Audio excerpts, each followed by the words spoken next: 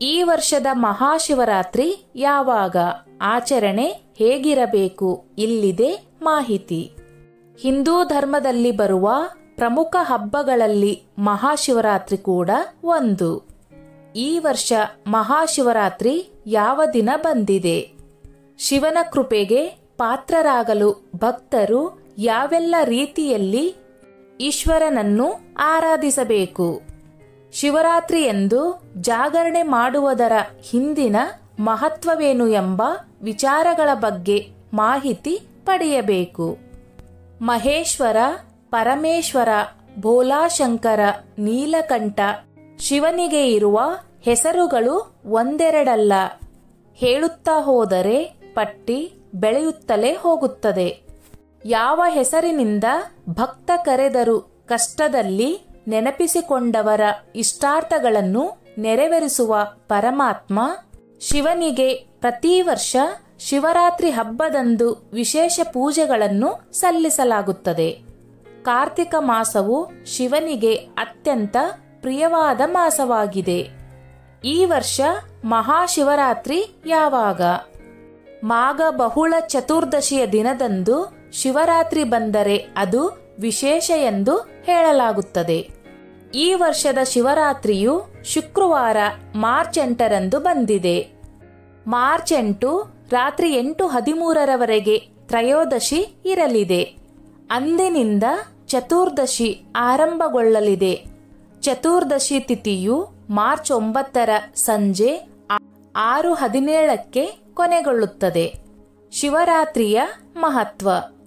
ಶಿವರಾತ್ರಿಯ ದಿನ ಶಿವನ ಆರಾಧನೆ, ಶಿವನಿಗಾಗಿ ಉಪವಾಸ ಹಾಗೂ ಶಿವನಿಗಾಗಿ ಜಾಗರಣೆ ಮಾಡಲಾಗುತ್ತದೆ. ಜಗತ್ತನ್ನೇ ಸುಡುವಂತಿದ್ದ ವಿಷವನ್ನು ತಾನೇ ನುಂಗಿ ತನ್ನ ಕಂಠದಲ್ಲಿ ಇಟ್ಟುಕೊಂಡ ಶಿವ ನೀಲಕಂಠ ಎನಿಸಿಕೊಳ್ಳುತ್ತಾನೆ.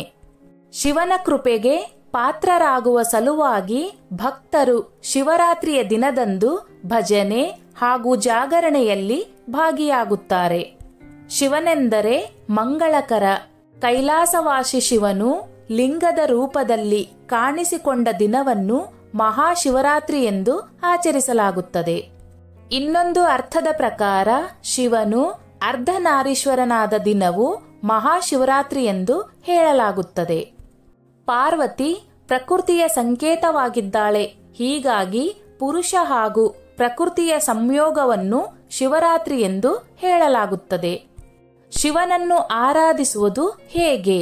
ಶಿವರಾತ್ರಿಯ ದಿನದಂದು ಜಾಗರಣೆ ಮಾಡುವುದು ಹಿಂದೂ ಧರ್ಮದ ಶಾಸ್ತ್ರಗಳ ಪ್ರಕಾರ ಒಂದಾಗಿದೆ.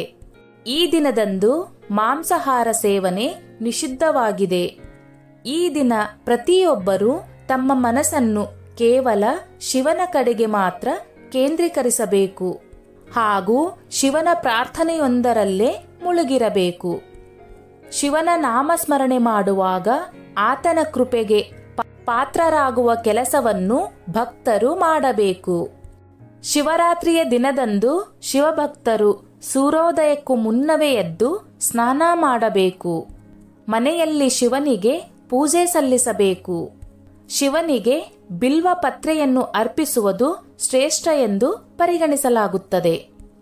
ಜಾಗರಣೆ, ಬಿಲ್ವಾರ್ಚನೆ ಹಾಗೂ ಶಿವನಿಗೆ ಅಭಿಷೇಕ ಇವೆಲ್ಲವನ್ನು ಮಾಡುವುದರಿಂದ ಶಿವನ ಅನುಗ್ರಹ ಪ್ರಾಪ್ತಿಯಾಗುತ್ತದೆ ಎಂಬ ನಂಬಿಕೆಯಿದೆ. ವಿಷ್ಣು ಅಲಂಕಾರ ಪ್ರಿಯನಾಗಿದ್ದರೆ ಶಿವನು ಅಭಿಷೇಕ ಪ್ರಿಯ. ಹೀಗಾಗಿ ಶಿವನಿಗೆ ನೀರಿನಿಂದ ಅಭಿಷೇಕ ಮಾಡಿದರೂ ಅವನು ಸಂಪನ್ನಗೊಳ್ಳುತ್ತಾನೆ. ಹೀಗಾಗಿ ಶಿವರಾತ್ರಿಯಂದು ಶಿವನಿಗೆ ಅಭಿಷೇಕ ಮಾಡುವುದನ್ನು ಮರೆಯಬೇಡಿ. ಜಾಗರಣೆ ಏಕೆ ಮಾಡಬೇಕು?